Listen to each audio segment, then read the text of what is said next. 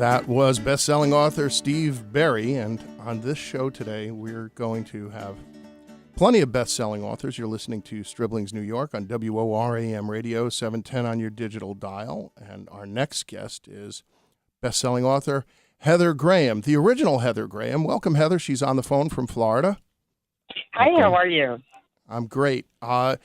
So you're Heather Graham, the literary star, as Yes. opposed to Heather Graham, the movie star, so our listeners don't get confused. She's the original Heather But Graham. you're the original. Yeah, and that's why it's the original. Sadly, I'm a few years older. You're doing very well, and you look quite lovely in your photo on your bio page here. So you have an interesting background. We were just talking to Steve Berry about he was a lawyer, and I'm reading your bio. You worked in theater, backup vocals, I actually did, bartending, and you morphed into a very, very successful writer. Can you tell us a little bit about that? I can. I absolutely loved theater. I did it for years. I was in, I'm not sure if it was always loved me. I was in a Trim Twist commercial, actually, a weight loss thing, and my dog was hired for it, and the dog was paid more. So somebody might have been telling me something. I'm not real sure. But I do love the theater, and we still put on shows at different conferences during the year. But we started to have a lot of children, and it was costing me way too much to go to work. And that's when I started writing. Well, Arthur Miller, I interviewed him years ago, and he said something that I loved is that he said, I think I'm a great writer, but he goes, I'm a pretty good actor too, which is why I write these great characters, because he said, I sit there and I talk out loud and I hear my character speak and then I put it down on words. So does your theater background help you in creating your characters? It definitely does, because this year it's funny because people say write what you know, and of course you can't always write what you know, and sometimes what you think you know, you don't know. But I do use actors and actresses quite a bit, especially this summer. I do something called the Crew of Hunters, which is kind of a paranormal FBI special unit. And this summer, 3 of the protagonists all have to do with being entertainers. One is a piano hostess, and the second one is a soprano in musical theater, and my third one is more or less a straight movie actress. It's fascinating. So getting to use them. You know, you're going to be. I'm getting a little tangential here, which is my want, but we're going to have Thriller Fest this week in New York City at the Hyatt Hotel. So I want to give that a little plug because you are always a predominant figure there, and I'm hoping that people will wander in off the streets. I think John Land claims they can get a deal if they walk in. They may be able to get a day pass. Absolutely. It's I belong to. I'm covering all my bases. I belong to horror writers, mystery writers, romance writers, thriller writers, sisters in crime, and a few more. I absolutely love this conference, and I love this group. I get to spend a day every year at the FBI because of thriller writers. So much networking that you get to do with everyone there. Everything offered is phenomenal. I was able to go on a USO tour with them. It's just they're beyond a doubt one of my favorite groups in the world, and I think they offer so much that if anybody is in New York, does want to write, especially in the thriller genre, it's a wonderful place to be. And even if you're not thinking of writing a thriller, it's such an amazing group of authors, so many people to be with, and so many things are similar in books and publishing, no matter what you're writing, that there's a great deal to be learned. Well, what John Land and I always talk about, because he's a frequent guest on the show, and that I always push about this convention or this conference, is that you really interact with your literary heroes. It's not like you're going to some Hollywood event and there are velvet ropes and you'll see the other Heather Graham and you go, hi, Heather. Hi, it's Rob. I'm over here. You can actually go over to the original Heather Graham and say, hello, hi, I love your books, and you engage them. I think everyone there, again, most of the groups that I belong to, writers tend to be very giving people and sharing people. I mean, for one, hundreds of books are going to be published every month. Obviously, you're not going to write them all. Almost every writer I know is a crazy avid reader and is always looking forward, to the next great book to read, as well as anything else. And There is something, I think, unique about a lot of these platforms in that you do just talk to people. You may meet in the hallway, you may be sitting at the same table, you may be doing a dozen different things.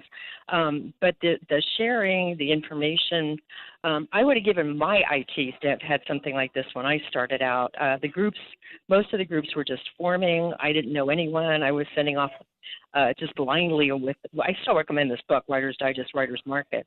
But the ability to network with other people and learn what they're doing as far as traditional publishing, as far as independent publishing, any of it is just such an incredible array of knowledge. And then, as you were saying, my major was theater, and I did love it. And, we, like I said, try to, hold on to it. We have a band that performs frequently called the Slush Pile Band, but friends of mine like Steve Berry were attorneys, Doug Lyle, all the medical information he can give us. So many of my friends did just very important medical, legal, political work that what they can give me is amazing to me. And then, of course, some of them don't know what backstage and, stage left or stage right might mean, so I can help them. Yeah, I was a reviewer back in the day for various Time Incorporated publications. One of them was People magazine, and we had a great book review section, and I met so many authors then. And what I always found most interesting was like Tess Gerritsen was a medical examiner, and yes. Lisa Scottaline was an attorney, and she ended up writing these great books with a wonderful female protagonist, and it's and such an interesting business in that regard. I've gone from absolutely. I've gone from screenwriter to radio host. So, well, yeah, but I mean, here's the great thing about writing: at any stage of your life, you can choose to write. So it doesn't, And I still matter. write. I still do have my Huffington Post column and various other places. There you go. Sports Illustrated. There you go. So tell us a little bit about your collaboration with John Land, because I started reading the book this weekend, and I really got sucked in quickly, and I'm trying to figure out, I'm just at the beginning, where this is going to go.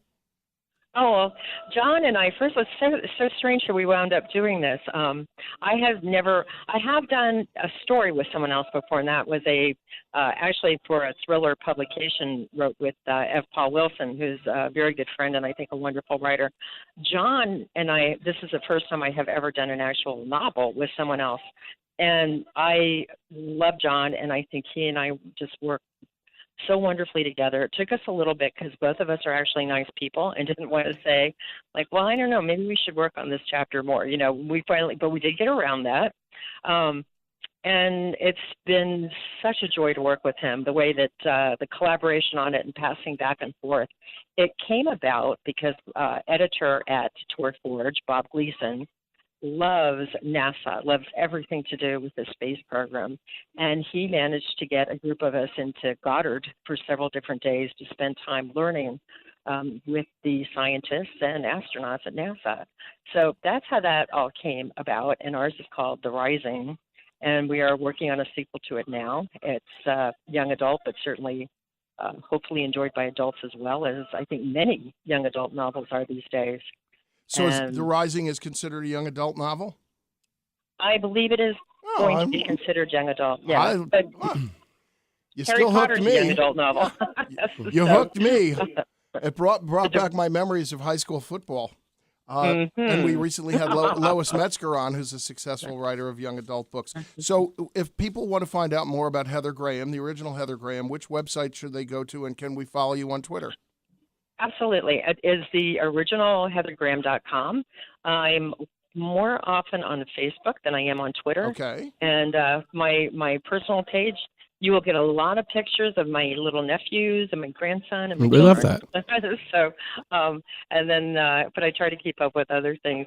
And I was just going to mention now, the books I was talking about that feature the FBI and the entertainers are Haunted Destiny, which is out now, Deadly Fate, which will be out at the end of the month, and then 2 months later, the last will be Darkest Journey, and they go from the Caribbean to Alaska, the last one taking place along the Mississippi River. Do you ever sleep? I was going to ask that. Busy schedule. Hey, I had I'm a lot of exhausted. Just children. I had to keep up. How many books do you write a year? Before we wrap this up, I have to know this. It's never the same, but generally there are 3 of the crew. And this year also in April, I had something out called Flawless, which is a straight suspense and takes place around an Irish pub in downtown New York, which is kind of a conglomeration of many wonderful New York pubs I've been in. who doesn't love an family Irish owns pub? it. Pardon me? Who doesn't love an Irish pub? Well, do you know there's one street in New York where you can go Irish pub, Scottish pub, Irish pub? It's really lovely. Is that 47th Street? Where is that? I believe it is. Yeah, Yes, I think it's at. Oh, yes. I have an affection for single malt Scotch, and there's an old dive bar that's owned by a famous boxing trainer on 44th Street, Jimmy's. It's a hole in the wall, but he owns the building, so they can't get rid of it. Oh, does he? Yeah, I have to try that one because now I just lost the name of the one that burnt down about 10 years ago, but it had been there for 150 years. But now there's still McSorley's downtown. Yes, McSorley's has been there forever. First place I was served when I was 15 years old. I that was a long time ago. One of those. All right, Heather, thanks so much for joining us, and I look you. forward to seeing you this week at Thriller Fest. I look forward to seeing you too, and thank you so much for having me. I Our pleasure. Really appreciate it. Okay. Thank you. Bye. Okay. Okay. Bye-bye.